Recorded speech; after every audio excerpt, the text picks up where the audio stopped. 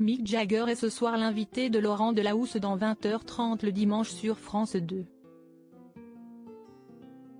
À 80 ans, le leader des Rolling Stones songe à ce qu'il va laisser derrière lui.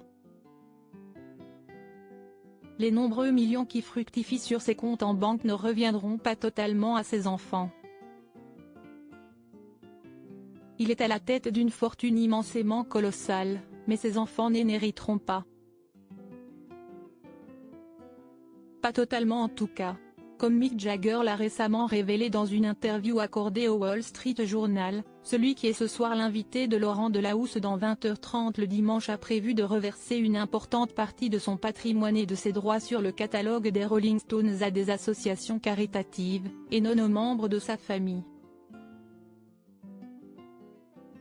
Il est pourtant père de 8 enfants, nés de 5 relations différentes, enfants qui ont actuellement entre 6 et 52 ans, le plus jeune, Devereaux, est le fruit de ses amours avec l'ex-ballerine Mélanie Hamrick.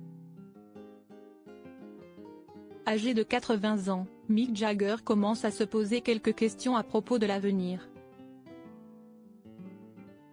Mes enfants n'ont pas besoin de 500 millions de dollars pour vivre, assure-t-il. Il espère, d'ailleurs, que son éventuelle donation pourrait faire un peu de bien dans le monde. Que les enfants de l'artiste se rassurent, toutefois. Celui qui repart en tournée aurait dans l'idée de leur transmettre une partie de son héritage, à savoir 300 millions de dollars tout de même.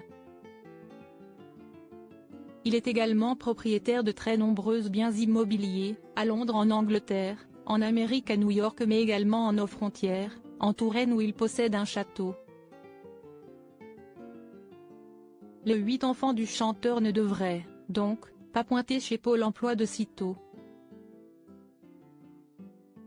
Mick Jagger pourrait bien amasser encore quelques millions ces prochains mois. Le 20 octobre 2023, il sortira son 24e album studio intitulé Hackney Diamonds.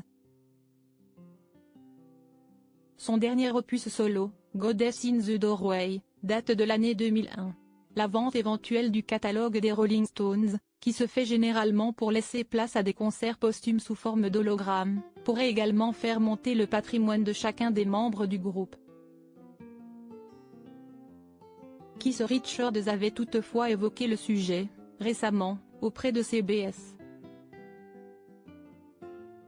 Je ne sais pas si nous sommes prêts à vendre notre catalogue, avait-il confié.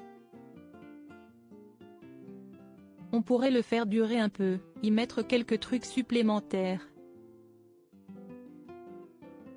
Le seul problème, quand on vend son catalogue, si est qu'on donne un signe de vieillissement.